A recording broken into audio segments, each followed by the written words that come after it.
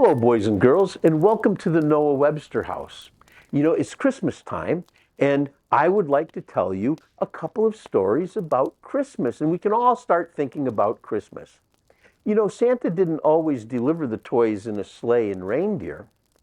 Back when I first started in 892, we traveled the world with a goat.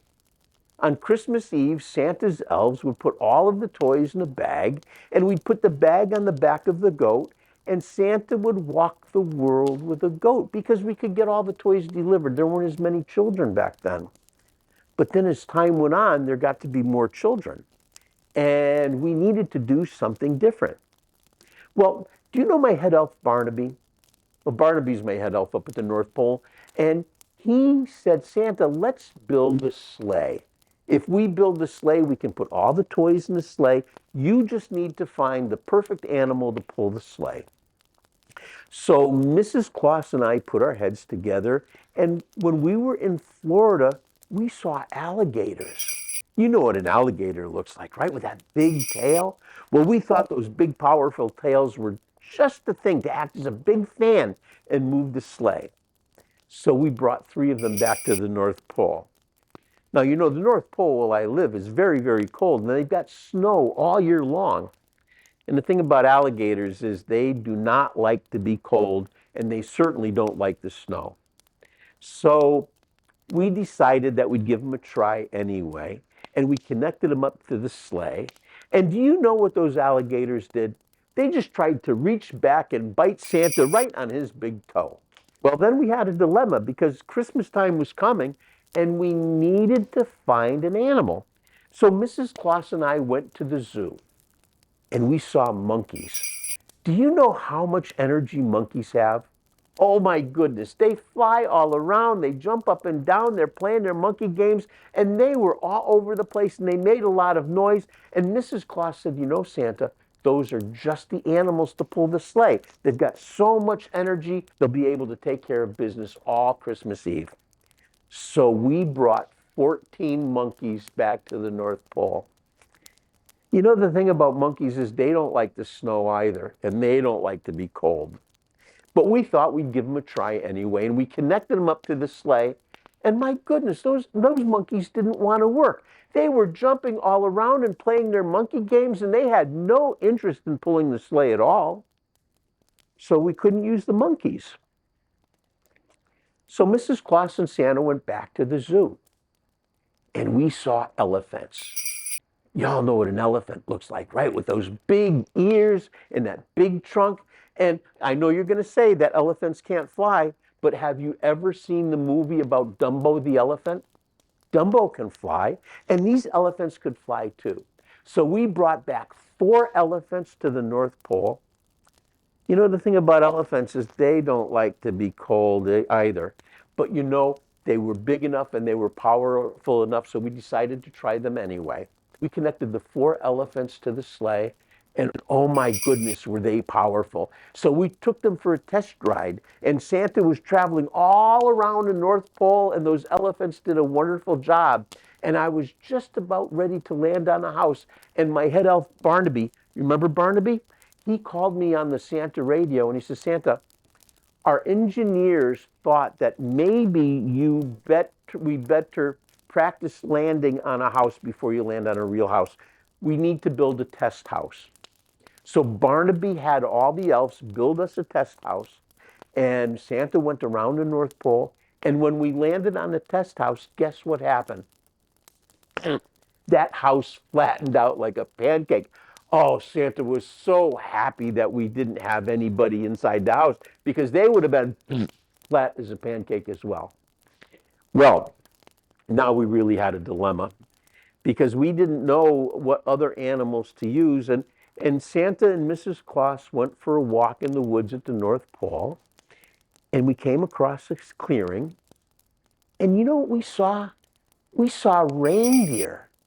There were 8 reindeer, and they were playing reindeer games. Do you know what kind of games the reindeer play?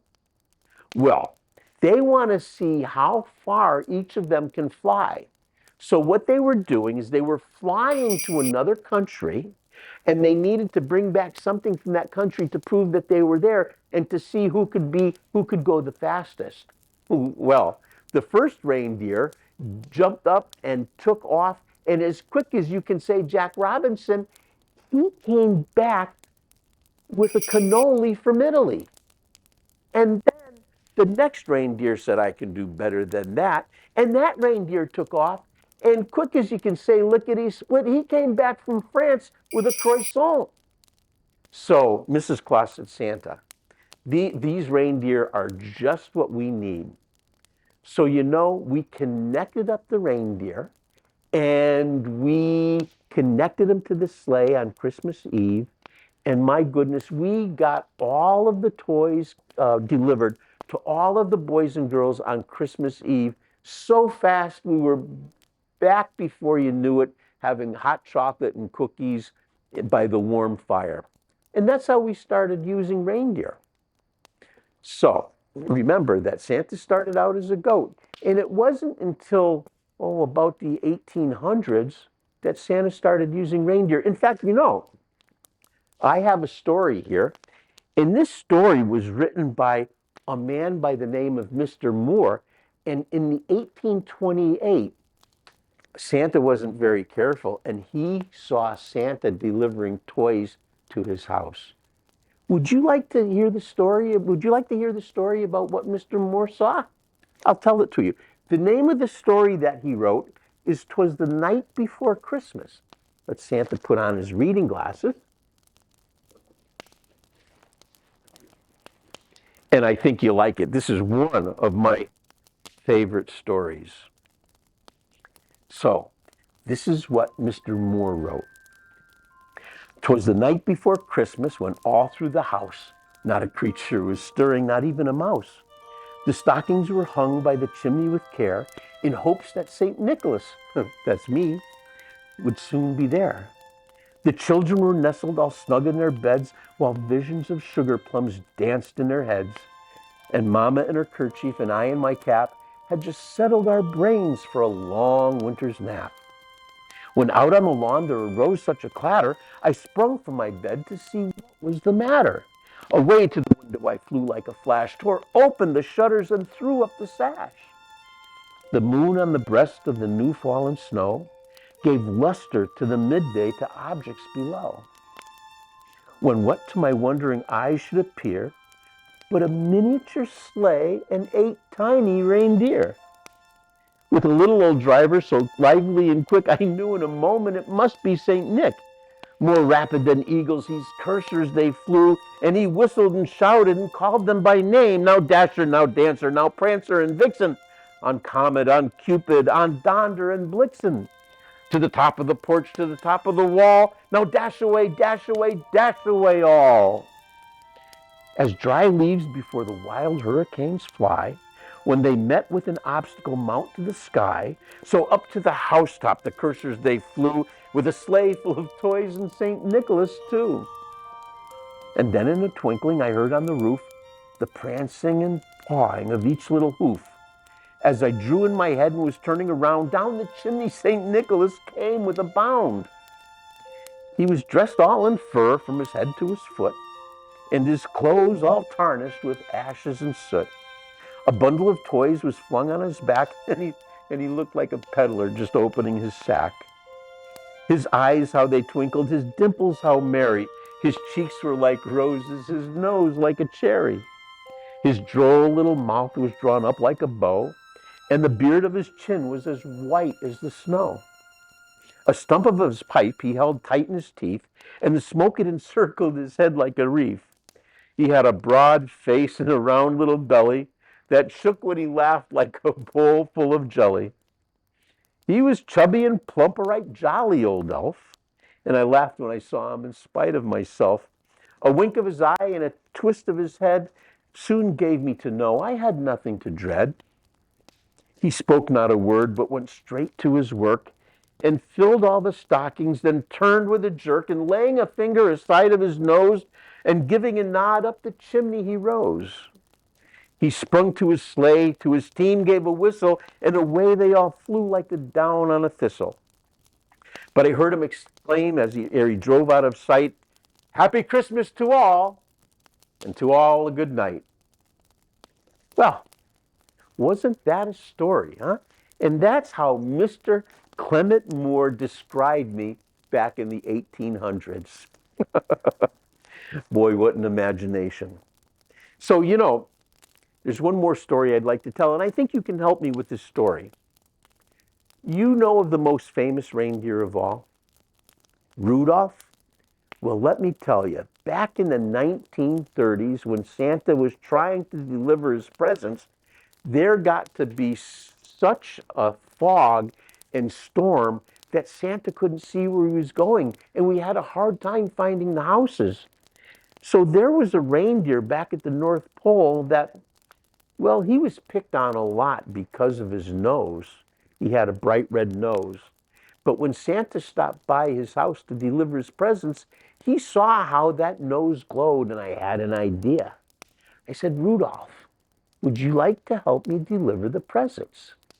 And he said, "Sure, Santa, I'll help you." And he left a note for his mom and dad telling them that he was going to be delivering presents with Santa Claus, and off we flew. And I think you know the story. Do you know the song? They wrote a song about it.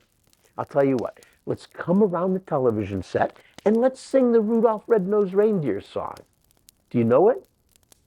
Rudolph the red-nosed reindeer had a very shiny nose.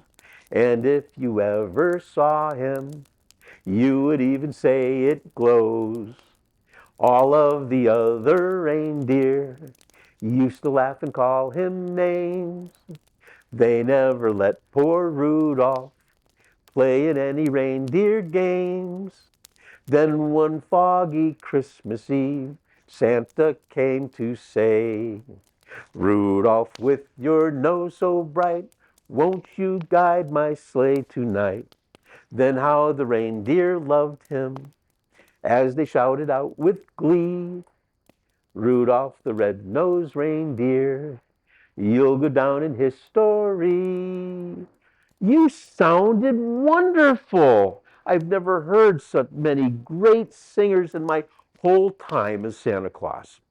Well, we're running out of time, but Santa Claus has got one very important Christmas wish for you, that we all be kind and nice to each other, no matter what our differences are. And also that we help others. And the best way to help others is to please consider with your mom and dad giving a donation to our local food pantry, because there's a lot of people that need some help and don't have enough to eat. And what a great Christmas present that would be if we all shared with people that are less fortunate than us. So that's all for today.